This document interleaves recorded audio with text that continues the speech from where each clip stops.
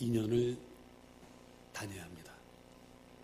그리고 신학대학을 가지 않은 사람은 일반 대학을 졸업하고 신학대학원을 1년을 더 다녀서 3년을 공부해야 합니다. 근데 이 3년 동안에 학교에 다니면서 뭘 공부하죠? 하나님과 예수님에 대해서 공부를 합니다. 자, 그런데 예수님의 제자들은 몇 년 공부했습니까? 3년을 공부했습니다. 3년 동안 매일 같이 계셨어요. 우리 신학대학은 3년 동안 학교 출퇴근이 아니고 뭐죠? 학교 다녀본 지가 오래돼가지고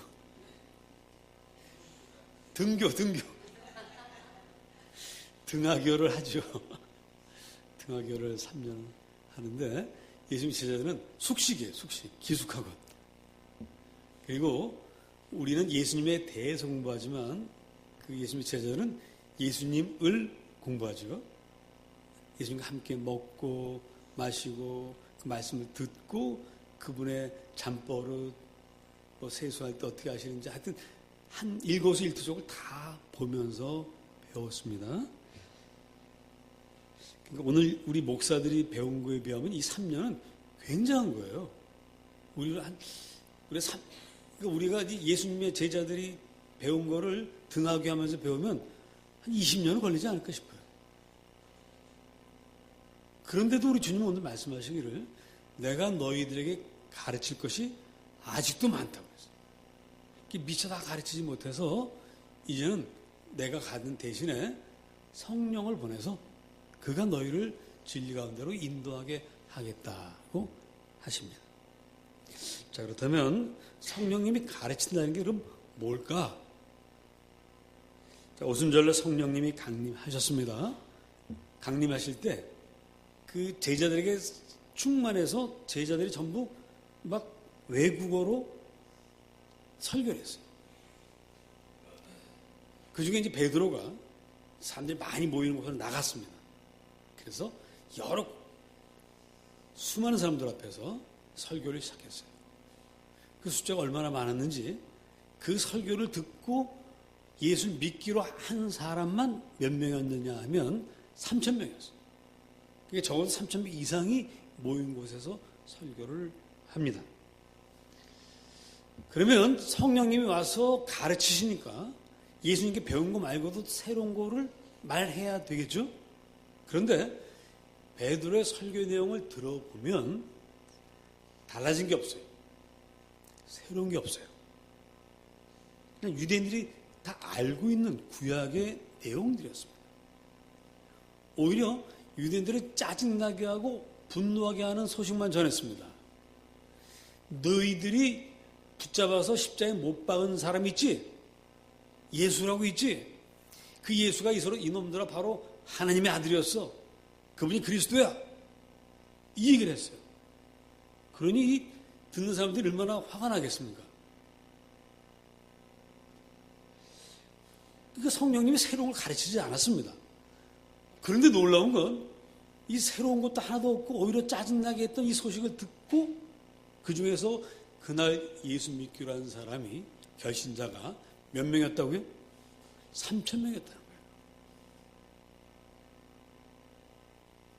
또 사도행전 7장을 보면 스데반 집사가 나옵니다. 성령으로 충만해서 수많은 또 유대인들 앞에서 설교를 시작합니다. 너무 길어요. 7장 전체가 이 설교인데 여러분들 읽기가 쉽지 않습니다. 왜냐? 이게 아브라함부터 시작해가지고요. 출애굽 끝날 때까지 모든 역사를 다 얘기를 해요. 그런데 그 중에 새로운 내용은 하나도 없습니다. 다 구약 성경에 이미 다 기록되어 있고 유대인들은 어릴 때부터 귀에 못이 박이도록 다 들었던 이야기예요. 그런데 그 설교를 들은 그 사람들은 베드로 설교를 들었던 사람들과는 달리 이 스데반을 죽여버렸어요. 성령께서 가르치셔가지고 복음을 전했더니 돌아온 게 죽음이었습니다. 다만 한 가지 특이할 점은 이때 스데반에게 돌을 던졌던 수많은 사람들이 돌을 던지기 전에 내가 이 돌을 던지는 사람이다라는 증거를 세우기 위해서 자기 옷을 벗어서 어느 청년의 발 앞에다 놓고 갑니다. 이 청년이 누굽니까? 이게 바로 나중에 바울이 되는 사울이에요.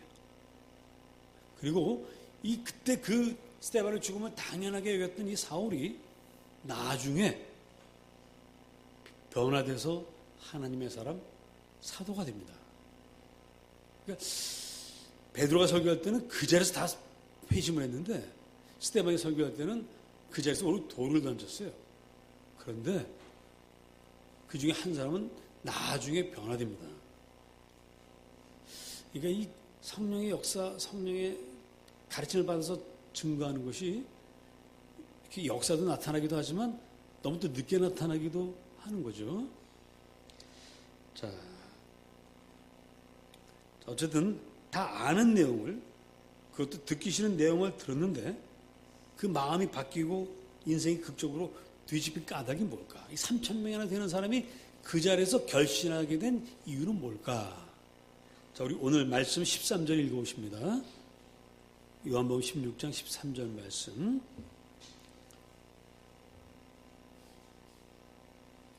시작.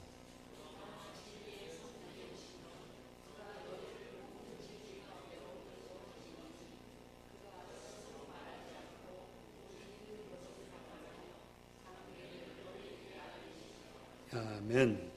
자, 진리의 성령께서 오셔서 듣는 사람들을, 말씀을 전하는 사람들을 다 진리 가운데로 인도하신다는 거예요.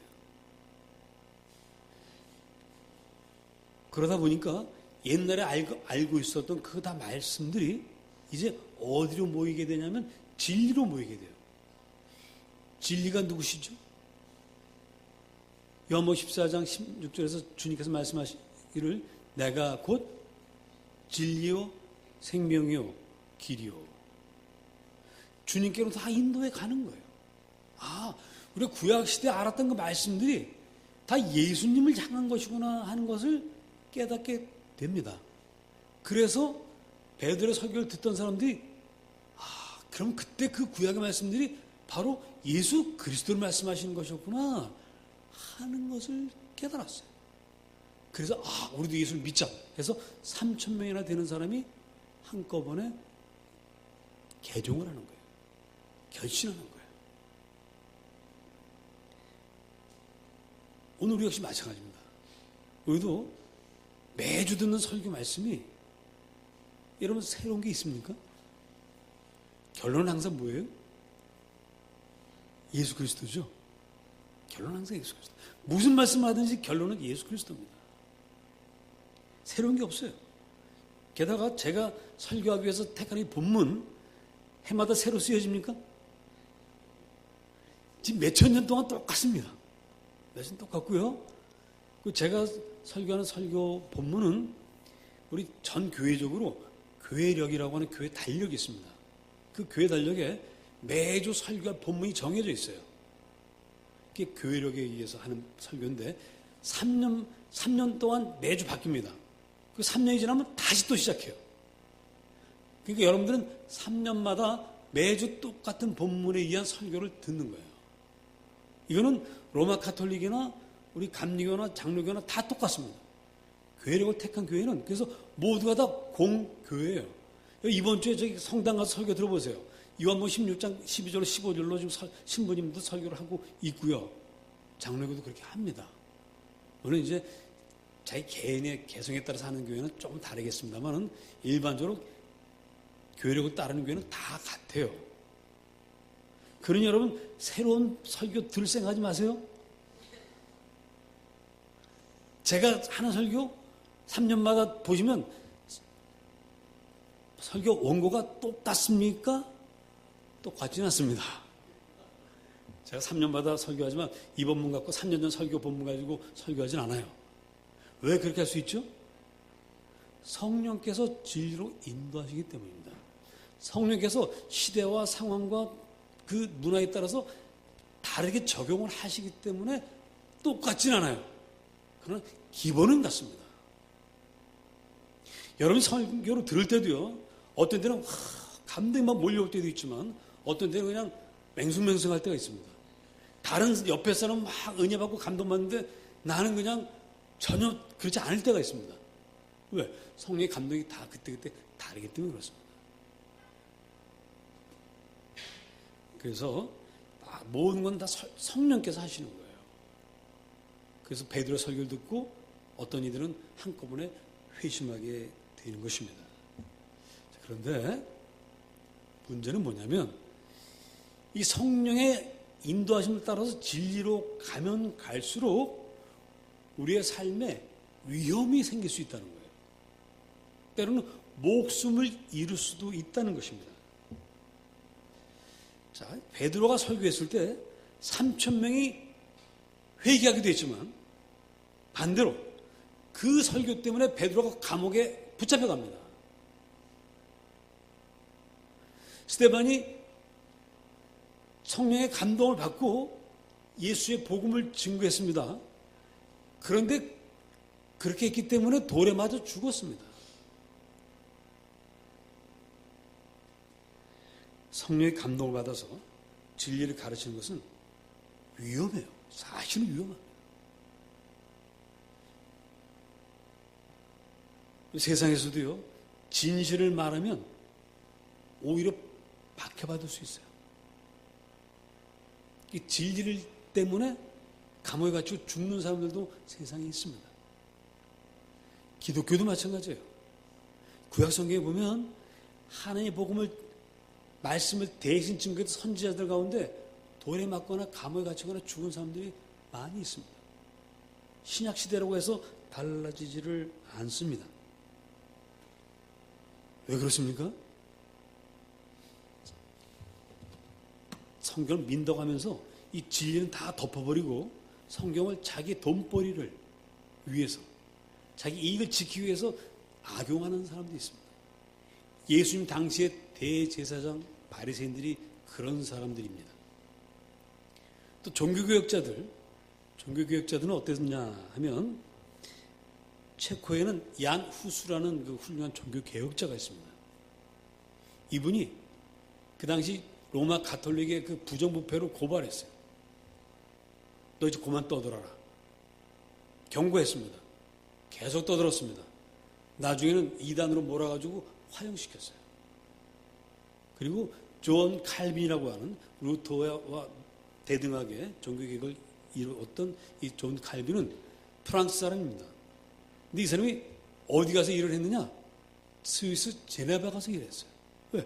프랑스에 쫓겨났어요.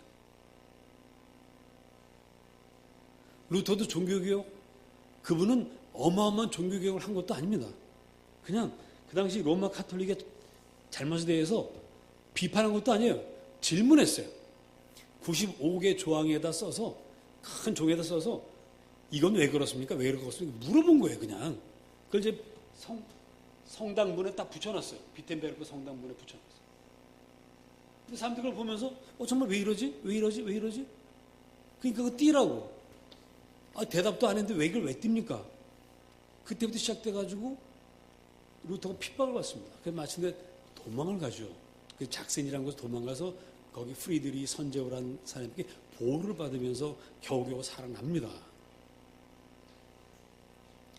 또 우리 감리교의 창시자인 웨슬리 목사님, 오늘이 우리가 웨슬리 회심 278주년 되는 그런 날입니다.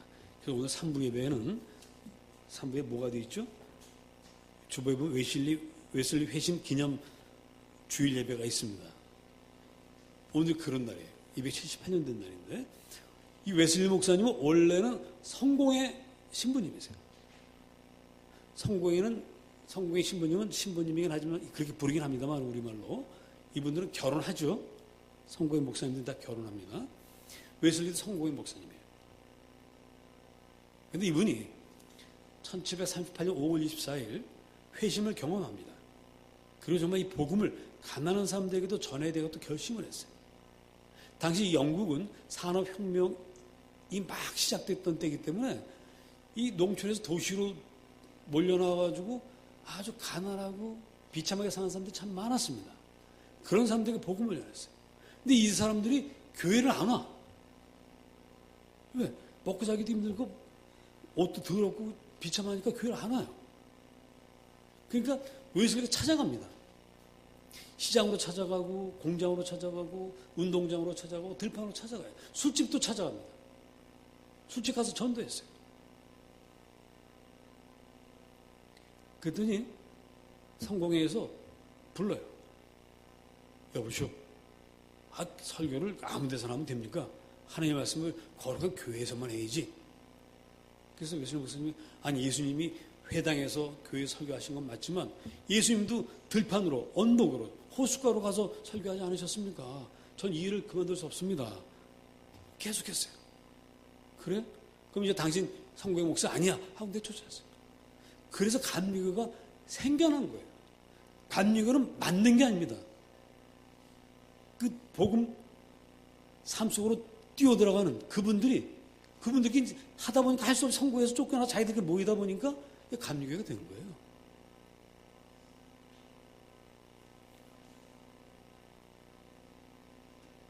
성령의 감동으로 진리를 전하는 일은 이처럼 고난과 고통이 따를 때가 많습니다.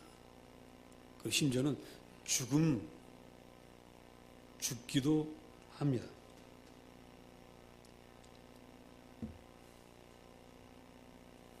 그래서 이 제자들이 처음엔 다 도망갔었잖아요. 그리고 다 숨어 있었지 않습니까? 주님은 아직 이 사람들이 이제 성령 받기 전이기 때문에 오늘 설교를 하시면서 야, 너희가 지금은 진리를 감당하지 못한다고 말씀하십니다. 우리 요한복음 16장 12절 다시 한번 보시면 내가 아직도 너희에게 이를 것이 많으나 지금은 너희가 감당하지 못하리라. 이 말씀은 결국 우리가 진리대로 사는 것을 감당하지 못한다는 얘기예요. 새롭게 진리를 가르칠 것이 있는 것이 아니라 지금까지 가르친 그 진리를 너희들이 감당할 수 있어야 되는데 내가 가니까 이제 할 수 없다 너희들이. 그래서 성령님을 보내는 거다. 성령님이 계셔야만 너희들이 진리를 감당할 수 있고 고난과 핍박과 죽음까지도 두려워하지 않고 진리를 따라 살 수 있다. 이 말씀을 하시는 것입니다. 저 여러분은 이 진리를 감당할 수 있어야 합니다. 여러분 주님의 진리를 감당할 용기를 갖게 되시기를 축복합니다.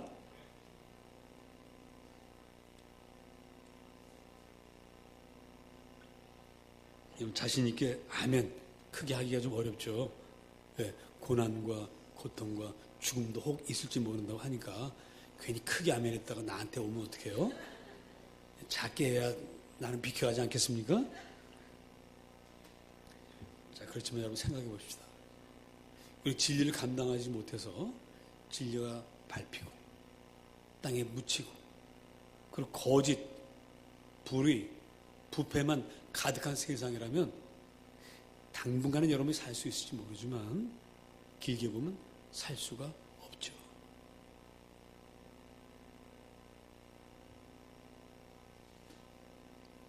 (13절을) 그래서 읽겠습니다. 13절 다시 한번 앞부분만 시작. 그러나 진리의 성령이 오시면 그가 너희를 모든 진리 가운데로 인도하시리니. 성령이 오시면 우리가 두렵고 떨리지만 진리대로 살아갈 용기를 갖게 된다는 것입니다. 그래서 감당케 하신다는 것입니다. 여러분 소도요 도살장으로 끌려갈 때는 죽는 걸 알아요. 집에서 나갈 때 이미 오늘 내가 죽는구나 걸 압니다. 소도 울어요. 소도 딱 분위기 보면 자기가 죽는지 안 죽는지 아는데 사람이 그걸 모르겠습니까? 스데반 집사가 막 성이 나서 돌을 들고 있는 사람들 앞에서 내가 잘못했다. 내가 잘못 알았다. 미안하다. 그러면 그래? 하고 돌을 놓고 다 갈 거예요. 근데 자기가 계속해서 하나님의 진리를 증거하면 나중에 죽을 수 있다는 것을 모르겠습니까? 알죠. 이렇게 계속 나가다가 분명히 내가 죽을 거야 하는 걸 압니다. 근데 스데반이 설교를 멈추질 못해요. 자기는 모르게 계속 끝까지 갑니다. 왜 그렇습니까? 성령님이 함께 하시니까 그래요. 성령님이 인도하시니까 자기도 모르게 계속 하고 있는 거예요. 그러다가 마침내 사람들이 이제 돌을 던지기 시작합니다. 그때 스데반이 뭐라고 말합니까? 하늘을 봐요. 하늘을 보니까 하늘문이 열리고 예수님이 보입니다. 그래서 스데반이 기도를 하는데 이렇게 기도합니다. 주여, 이 죄를 그들에게 돌리지 마옵소서. 여러분, 나에게 돌을 던져서 나를 죽게 하는 사람이 얼마나 믿겠습니까? 그 사람에 대해서 기도가 나옵니까? 근데 스데반은 그 기도를 하는 거예요. 왜? 성령님이 충만히 역사하니까 자기도 모르게 그렇게 하고 있습니다.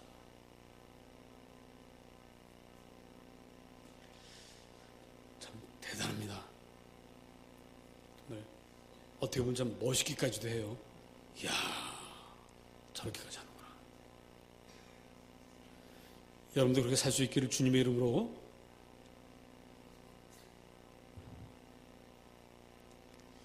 못하겠습니다. 왜? 저도 그렇게 못할 것 같아요. 그런데 사실 우리가 여기 왜 모였습니까? 스데반 같은 믿음을 달라고 모였죠. 베드로처럼 복음을 전하다가 감옥에 갇혀도 좋다고 해서 모인 거 아니겠습니까? 복음만이 생명이고 복음이 아닌 모든 것은 아무리 그렇다고 화려하고 멋있어도 다 헛된 것이다. 헛되고 헛되니 모든 것이 헛되다라는 사실을 우리 믿기 때문에 이 자리에 모였습니다. 우리는 오직 주님만이 우리의 생명이고 우리의 진리라는 사실을 믿기 때문에 모였습니다. 주님께만 생명이 있다는 사실을 우리는 알기 때문에 모였습니다. 그래서 우리는 스데반처럼 살지는 못해도 그렇게 사는 것이 옳다라고 인정했기 때문에 모였습니다. 그런데 스데반처럼 살려고 하면 두렵습니다. 후술한 분처럼 화형을 당한다면 이건 상상을 할 수가 없습니다. 정말 성령님의 인도를 받아서 진리를 따라 사는 것이 이렇게 위험하다면 이제라도 손을 놓고 성령님 손을 놓고 도망가야 하는 것은 아닐까 하는 그런 생각도 듭니다. 아직 안 늦었어요. 지금이라도 나가시면 좋습니다. 지금 나가세요. 이 위험을 벗어나기 위해서는 지금 나가시는 게 좋습니다.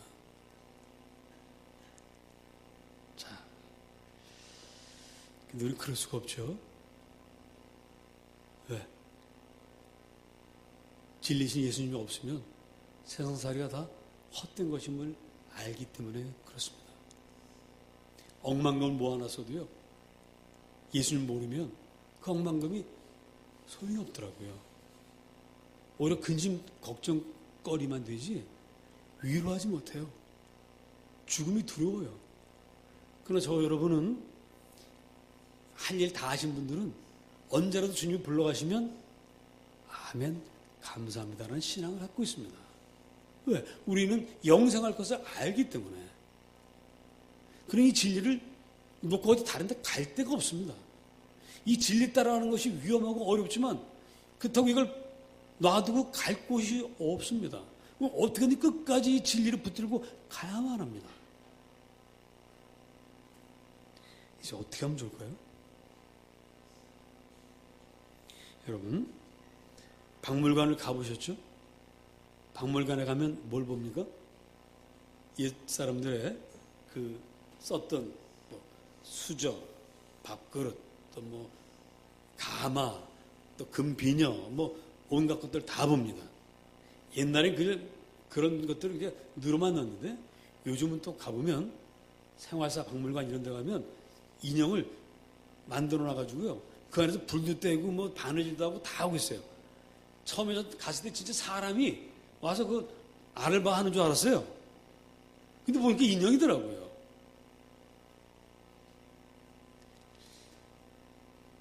자, 그걸 다 보고 나면 여러분 나와서 옛날처럼 살아갑니까? 아니죠. 그냥 보는 걸로 끝나죠. 그게 구경입니다. 그리고 아, 옛날에 이렇게 살았구나 하고 대단한데 감탄하기도 합니다. 그러나 어쨌든 박물관에서 그걸 보고 나와서 참 박물관을 갔다 오니까 행복해. 기뻐. 즐거워. 이런 분들 계세요? 박물관 오랫동안 돌고 나오면 나와서 하는 소리가 뭐죠? 아이고 다리야. 아이고 힘들어. 이것밖에 없어요. 박물관이라도 그런 데입니다. 여러분 아무리 훌륭한 그림이 많은 미술관도요. 한 서너 시간 돌다 보면 어디 앉을 데 없나? 감동도 받지만 앉을 데 없나? 이렇게 됩니다. 그리고 그 감동이라고 하는 것, 훌륭한 작품들을 보고 와서 느끼는 감동이라는 것도 시간이 지나면 다 잊혀집니다. 그런 게 있었지. 박물관은 또 미술관은 왜 그렇습니까? 이게 다 죽어 있는 세계입니다. 이미 사라진 세계입니다. 그걸 기념하기 때문에 훌륭한 미술품도 이미 그 화가들은 다 죽었습니다. 나하고 아무 상관이 없습니다. 그냥 이랬구나. 그거 끝입니다. 여러분, 그래서 성경을 보는 것은 마치 뭐가 같냐면 박물관이나 미술관에 가서 그들의 생활상, 그들의 작품을 보는 것과 비슷해요. 다 옛날 거잖아요. 오래전 얘기입니다. 심지어 창세기는 언제적 얘기입니까? 도저히 상상할 수 없는 까마득한 태초부터 시작됩니다. 그러니 실감이 전혀 안 날 수 있습니다. 그래서 믿음이 없는 사람들은 성경을 보면 어떻게 돼요? 믿음이 없는 분들, 아직 믿음이 초기인 분들, 잠이 안 온다고 걱정하시는 분들이 있는데 그런 분들은 주무시기 전에 잠이 안 올 때 반드시 뭘 하면 됩니까? 성경을 읽으시면 됩니다. 그럼 바로 잠이 와요. 특히 족보를 읽으세요. 족보. 누가 누구를 낳고 누가 누구를 낳고 이거 한 2줄 읽다 보면 잠이 옵니다. 그런데 믿음을 가지고 성경을 보기 시작하면 달라져요. 믿음을 갖고 족보를 읽으면 누가 누구를 낳고 누가 누구를 낳고가 그 행간에 있는 그 신앙의 사건들이 살아 움직입니다. 그래서 성경의 세계 속에 들어오면 믿음을 갖고 성경을 읽으면 믿음을 갖고 설교를 들으면 기쁨이 있고 즐거움이 있고 소망이 있고 한번 살아봐야지 힘이 생겨요. 이게 무슨 얘기입니까? 성경에 나오는 모든 인물은 죽은 인물들이 하나도 없습니다. 다 살아 있습니다. 예수님께서 설교하실 때 어떤 부자 이야기를 합니다. 어떤 부자가 죽어서 지옥을 갔습니다. 근데 자기 집 앞에서 구걸하던 거지 나사로는 천국에 가 있는 거예요. 지옥에서 이렇게 보니까 천국에서 아브라함 품에 이 나사로가 있는 겁니다. 아브라함 할아버지, 내가 너무 목이 마르니까 나사로에게 물 한 방울만 좀 묻혀서 자기가 갖다 주면 안 됩니까? 그랬더니 이놈아, 그거 안 된다. 이런 얘기가 이제 나오거든요. 아브라함 죽었어요? 살았어요? 거기 살아있는 걸로 나옵니다. 신약시대에도. 몇천 년 지났는데도 여전히 살아있습니다. 다윗 할아버지? 살아있습니다. 이분들이 돌아가신 분들이 아니에요. 지금 살아서 하늘나라에 있는 분들입니다. 성경은 절대로 죽어있는 세계가 아니에요. 지금 살아있는 세계입니다. 아브라함은 지금도 살아서 이야기합니다. 여러분, 우리가 사실 좀 지질할 때가 있어요. 제가 국어사전 보니까 요즘 찌질하다는 말 쓰죠, 우리가. 사람이 참 찌질해. 원래는 지질하다예요. 국어, 원래는. 근데 우리가 이제 경험한 데서 찌질하다고 하는데, 어쨌든 좋습니다. 찌질하게 살았던 이 아브라함이 우리에게 이렇게 말합니다. 너 남한테 찌질하다고 소리 들어서 너무 낙심하고 있는데, 그러지 마. 왜? 나도 한때는 찌질한 사람이었어. 위로해준다니까요. 믿음이 없습니다. 베드로가 이렇게 말합니다. 걱정하지 마세요. 저도 믿음이 없어요. 제가 예수님 물 위를 걸어오실 때 나도 좀 걷게 해달라고 해서 딱 걸었는데 3걸음 걷고 빠졌어요. 저도 그런 사람이에요. 믿음을 시작했는데 하다가 믿음을 잃어버리고 용기를 잃어버리고 막 우는 분들이 있죠. 그런 분들에게 베드로가 와서 얘기한다니까요. 괜찮습니다. 난 그 예수님 보는 앞에서 예수님 보면서도 3발자국밖에 못 가고 빠졌는데 당신은 5발자국 갔으니까 나보다 낫습니다. 라고 이야기를 한다는 것이죠. 그래서 이 신구약 성경은 꼭 박물관 같지만 사실은 살아있는 박물관이에요.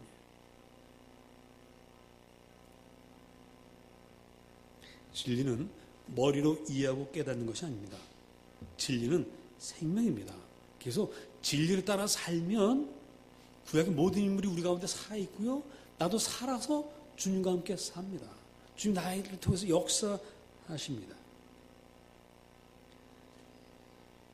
다시 한번 아브라함 얘기를 해보겠습니다. 아브라함은요, 이리 갔다 저리 갔다 했던 사람이에요. 하나님 믿었다가 하나님 버렸다가 했던 사람이에요. 그런데 그 사람이 25년이 지나고 나니까 자기도 모르는 사이에 믿음의 사람이 되어 있었습니다. 저 여러분이 믿는다고 하면서도 이리 갔다 저리 갔다 왔다리 갔다리 합니다. 그래서 어떤 때는 내가 나 같은 것이 교회 가도 될까? 오셔야 됩니다. 왜? 아브라함 같은 사람도 우리 믿음의 조상이라고 하는 사람도 찌질하게 살았고요. 왔다 갔다 했던 사람이었고요. 그런데도 그가 몇십 년 지나고 보니까 믿음의 조상이 됐습니다. 그래서 네 아들 이삭을 바치라고 하니까 그전에 왔다 갔다 하던 사람이 그날은 예 하고 바로 바치러 갑니다. 저 여러분이 언젠가 그렇게 될 줄로 믿습니다. 여러분 그렇게 됩니다. 주님께서 무던하게 기다려 주십니다. 기회주의자와 같은 우리를 끝까지 참아 주십니다. 이제 우리는 성령의 사람이 되었습니다. 여러분 이제는 진리를 떠날 수가 없습니다. 예수 믿고 고난과 핍박이 있다 할지라도 이 길을 갈 수밖에 없습니다. 왜? 다른 곳엔 그만한 것도 없으니까. 여러분 몸만 살아있다고 살아있습니까? 마음에 기쁨이 있고 소망이 있고 진리에 대한 목적이 있어야 살아있는 것이지 그런 거 없이 사는 사람들은 껍데기만 살아있는 거예요. 어차피 이제 우리는 성령의 사람이 돼서 성령님과 함께 갈 수밖에 없습니다. 따라하십니다. 이왕 갈 바에는 잘 따라가자. 아이들이요, 엄마랑 같이 나가다가 가기 싫으면 안 가요. 엄마는 저를 반드시 갈 수밖에 없는데 애는 안 가고 여기 더 있겠다고 그래요. 그러면 애가 엄마를 이깁니까? 엄마 꼭 가야 할 때는 어쩔 수 없어요. 그냥 갑니다. 그럼 애는 어떻게 가요? 끌려가요. 질질 끌려갑니다. 이러고 질질 끌려갑니다. 질질 끌려가면 엄마도 힘들지만 애도 어디가 아파? 손목이 아파요. 여러분 주님께 끌려가지 마시고요. 그래도 주님보다 몇 걸 앞서갈 필요도 없습니다. 그냥 주님 갈 때 한 발짝만 뒤에서 그냥 졸졸 따라가시면 됩니다.